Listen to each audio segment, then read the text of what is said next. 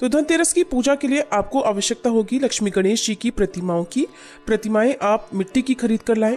धातु की प्रतिमाएं यदि है तो पिछले साल की प्रतिमाओं का पूजन आप कर सकते हैं। बहुत से लोग दीपावली के दिन ही लक्ष्मी गणेश जी की प्रतिमाओं का पूजन करते हैं, तो आप धनतेरस वाले दिन जो आपके मंदिर में पहले से ही प्रतिमाएं हैं उनका भी पूजन कर सकते हैं। धनतेरस के दिन हम कुबेर देवता और धनवंतरी भगवान की भी पूजा करते हैं, और अगर आपके पास कुबेर यंत्र हो उनका पूजन कर सकते हैं।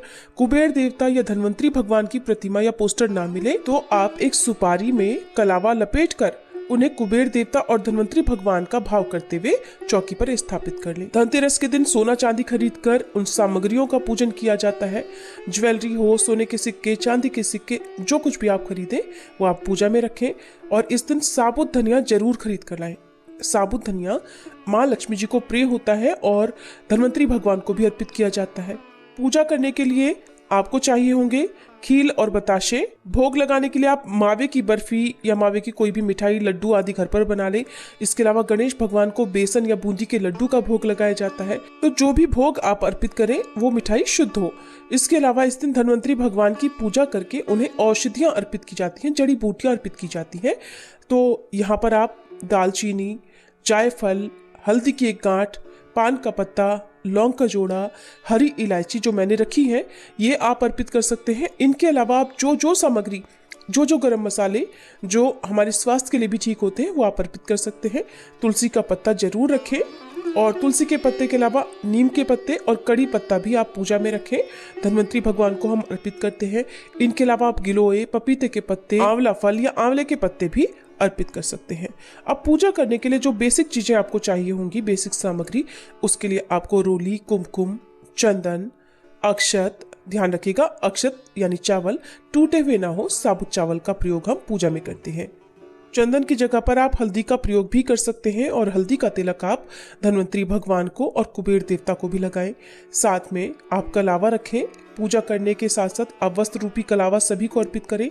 परिवार के सदस्यों के हाथ में भी बांधें। एक घी का दिया आपको चाहिए होगा, और इसके अलावा आपको कपूर की आवश्यकता होगी। सबसे अंत में हम कपूर जलाकर आरती करते हैं। तो धनतेरस के दिन यदि आपको धनवंतरी भगवान या कुबेर देवता का पोस्टर न मिल पाए, प्रतिमा, तस्वीर न मिल पाए, यंत्र भी न मिल पाए, तो आप इस तरह से 2 सुपारी ले लें और उन पर कलावा यानी मौली लपेटकर उन्हें चौकी पर स्थापित करके पूजा कर सकती हैं।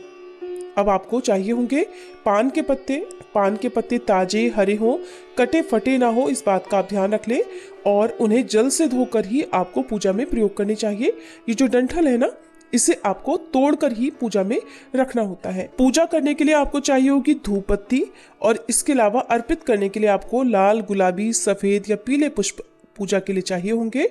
तो गेंदे के या गुलाब के पुष्प आप रखें, क्योंकि लक्ष्मी जी को कमल का पुष्प अत्यंत प्रिय है। अगर हो सके तो इस दिन कमल का पुष्प भी आप अर्पित करें। धनतेरस के दिन, जिसे धन त्रयोदशी भी कहते हैं, 13 की संख्या का विशेष महत्व होता है। तो इस दिन 13 की संख्या में दीपक जलाए जाते हैं। साथ में एक यम दिया भी जलाया जाता है। मिट्टी का एक बड़ा सा चौकोर दिया हो तो चौकोर, नहीं तो गोल दिए में भी आप 4 बाती लगाकर यमराज जी के नाम से, जिसे हम यम दीपक कहते हैं, वो जला सकते हैं। और यम दीपक जो है वो रात के समय जलाया जाता है। तो ये दिए आपको रात को पूजा करने के बाद, जब आप मुख्य पूजा कर ले, उसके बाद अपने घर में आसपास, अपने घर के मुख्य द्वार पर जो भी पवित्र पौधे हैं, तुलसी जी का, शमी का, वहां पर आपको लगाने होते हैं। और आपको चाहिए होगा आरती करने के लिए चाहे तो घी का दीपक रख ले, या अलग से एक दीपक में आप कपूर रखकर जलाएं। साथ में आपको दिए जलाने के लिए माचिस चाहिए होगी, माचिस रख लें। और क्योंकि धनतेरस के दिन झाड़ू की पूजा मुख्य रूप से की जाती है, इस दिन लोग झाड़ू खरीद कर लाते हैं। झाड़ू हो सके तो फूल झाड़ू या सीख वाली झाड़ू लाएं, या जो कच्चे आंगन साफ करने वाली झाड़ू होती है जूट की, या फिर नारियल के पत्तों वाली जो झाड़ू होती है वो आप खरीद कर लाएं। लेकिन प्लास्टिक की झाड़ू का इस दिन पूजन नहीं किया जाता है और न ही खरीदा जाता है। आप धनतेरस से पहले या फिर बाद में उसको खरीद सकते हैं। तो जो प्लास्टिक की झाड़ू आती है, जाले वाले, निकालने वाली, डस्टिंग वाले ब्रश, उसे आप पूजा में ना रखें। और ध्यान रखें कि शनिवार के दिन इस बार धनतेरस पड़ रही है।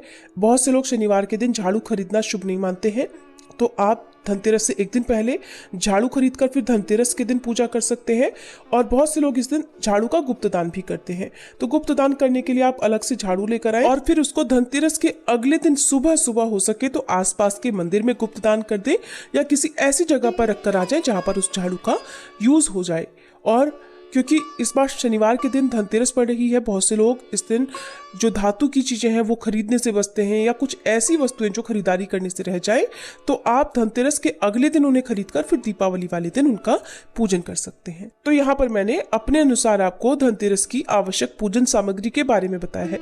आप चाहें तो अपनी सामर्थ्य के अनुसार सामग्रियों को या कुछ और भी इनमें बढ़ा सकते हैं, और जिनके पास बहुत अभाव हो वो केवल मन से भी इन सभी सामग्रियों का ध्यान करके इस दिन लक्ष्मी गणेश जी का, धनवंतरी भगवान का और कुबेर देवता का पूजन कर सकते हैं। धनतेरस के दिन पूजा कैसे की जाती है इसकी अलग से वीडियो आपको हमारे चैनल पर मिल जाएगी, आप जरूर देख लीजिएगा।